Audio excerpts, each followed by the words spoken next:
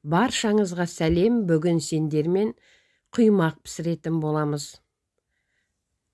3 жұмыртқа, бізге керегі 3 жұмыртқаны жақсылап ыдысымызға шағып,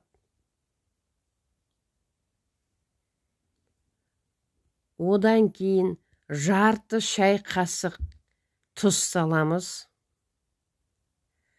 3 ас қасық шекер саламыз, қыздар. Осы 3 нәрсемізді салып, жақсылап бұлғап аламыз. Шекеріміз қалыпқа түскенше бұлғаймыз. Венчикпен бұлғасаңыз да болады, қыздар, миксермен бұлғасаңыз да болады. Миксермен тез езіледі шекеріміз. Ручная болғасын, бұл жайлап бұлғаймыз. Бұны қалыпқа түсіріп болғасын сүт құямыз. Сүтімізді бөліп құямыз. Жартысын бір құйсаңыз да болады. 2-ге бөліп, мен сияқты жайлап құйсаңыз да болады. Бұны да жақсылап қалыпқа түсіріп бұлғап аламыз. Бұдан кейін бізге ұн қажет болады.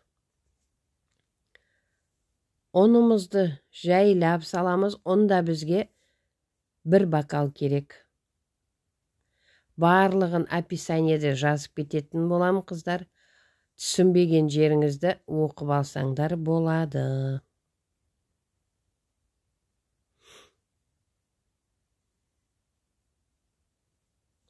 Онды да қалыпқа түсіріп болғаннан соң, жақсылап салып, қалыпқа түсіріп болғаннан соң, бұған ыстық су құямыз, қыздар. Бұл да 1 бокал қайнаған суды жайлап құямыз. Қайнаған су құйған құймағымыз өте тамаша шығады. Жұмсақ, жегенде басқаша болады, қыздар. Мен кәдімгі мұздай суға да жасап көрдім. Маған осы қайнаған су құйған құймақ өте ұнайды. 2 бөліп құямыз.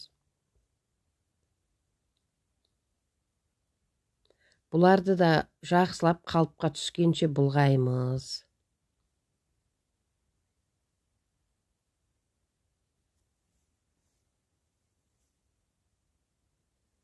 Міне тамаша болды, қыздар.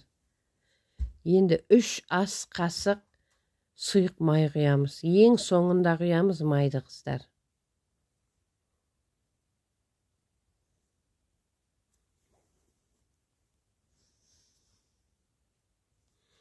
Осылай бұлғап, міне даяр болды.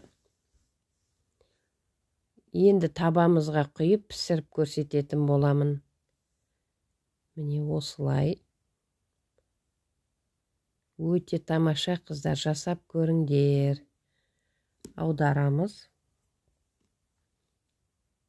Міне тамаша, қыздар, жасап көріңдер, кеңес беремін. Менің каналыма тіркеліп, лайк басып кетіңдер. Ас болсын.